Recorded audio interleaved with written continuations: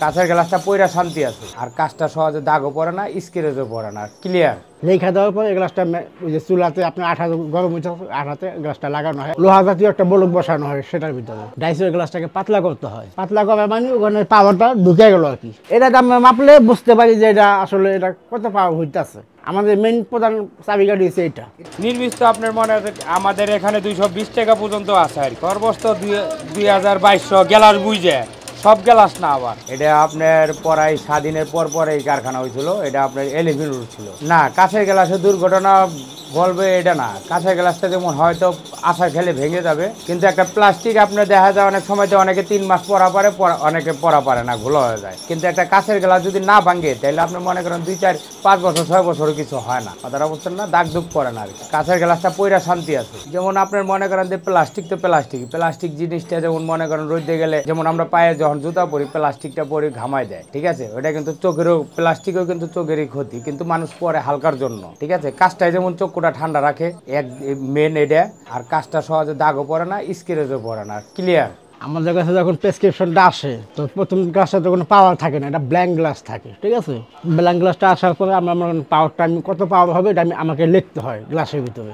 লেখা দেওয়ার পরে এই গ্লাসটা ওই যে চুলাতে আপনার আঠা গরম হচ্ছে, আঠাতে গ্লাসটা লাগানো হয়, লোহা জাতীয় একটা বলক বসানো হয় সেটার ভিতরে। ওটা মনে করেন লাগানোর পরে গ্লাসটা ঠান্ডা হইলে, যেমন মনে করেন আমাদের এখানে যে কিছু মেডিসিন আছে, এই মেডিসিন অনুযায়ী আপনার পাওয়ার অনুযায়ী ডাইস আছে, ডাইসের গ্লাসটাকে পাতলা করতে হয়, পাতলা করা মানে ওখানে পাওয়ারটা ঢুকে গেল আর কি। ওইখান থেকে চলে যায়, আপনি যদি চাবি ঘরে পাওয়ার হয় কম্পাউন্ড পাওয়ার, ওটা আপনার সিলিন্ডার মেশিনে চলে যায়। ওইখান থেকে আমার মনে করেন যে গ্লাসটাকে ফিনিশিং দেওয়া হয়, ওখানে ফিনিশিং হয়ে পাওয়ার হয়ে মনে করেন যে ওটা কমপ্লিট হয়ে যায়। আর যদি মনে করেন 2 ঘরে পাওয়ার হয়, স্পিরিক্যাল পাওয়ার যেটাকে বলে, সেটার জন্য হলো এই মেশিনটা।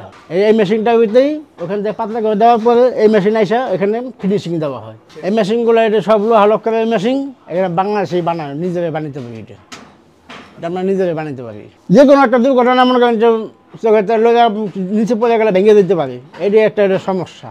আর প্লাস্টিক লেসটা হচ্ছে আপনার 2 থেকে 3 মাস পরলে ওই লেসটা ঘোলা হয়ে যাবে। কাঁচের লেসটা আপনার সর্বোচ্চ 2-3 বছর পরতে পারবেন যদি আপনি একটু সাবধান ব্যবহার করেন।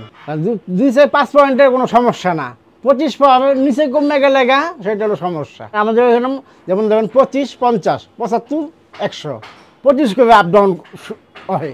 এখানে যদি আপনি যখন 6 পাউন্ড আপনি 75 পাউন্ড বানাইলাম, যেমন আপনি 6 পাউন্ড কম হয়েছে, ওটা তো কোনো সমস্যা হবে না।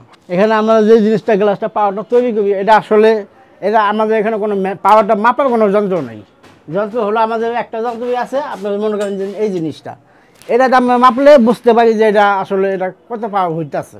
আমাদের মেইন প্রধান চাবিকাঠি হচ্ছে এটা, এটাকে গেজ। আমরা পাওয়ারটা বুঝতে পারি যে এটা কত পাওয়ার হয়েছে, 50 হয়েছে না, 100 হয়েছে না, 200 হয়েছে, আমরা বুঝতে পারি। আমার এখানে মেশিনে আপনার পাওয়ার দিতে আছে, ঠিক আছে। এটা হলো আপনার 4 ঘরের 3 ঘরের পাওয়ার দেওয়া হয়, যেটা অ্যাঙ্গেল পাওয়ার সেটা হয় এখানে। এটা আমাদের ফরমার হিসাবে হয় আর কি, ডাইসের হিসাবে পাওয়ার দেওয়া হয়। হ্যাঁ, এখান থেকে আপনার আমাদের এই কাজটা যখন আছে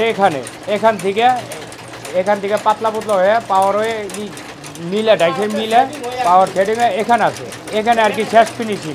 এটা পাওয়ার অনুযায়ী গ্লাস নির্মিত আপনার মনে আমাদের এখানে 220 টাকা পর্যন্ত আছে আর কি। সর্বোচ্চ 2200 গ্লাস বুঝে, সব গ্লাস না। আবার আমরা কাজ করছিলাম প্রায় 20 থেকে 25 জন। এখন যেমন প্লাস্টিক বাইরনে কাজ কমে যাওয়ানে কমতে এখন আমরা 4 জন আছি। যেমন 4 জন থাকার পরে এখন কাজ কমে যাওয়ানে যেমন এটা মহাজন আর কারিগর উপরে ছেড়ে দেওয়া গেছে, যে তোরা নিয়ে যা পারস দিস, তোরা যদি চালায় পারস তো চালায়, এই হিসাবে আর কি আমরা এখানে রয়েছি।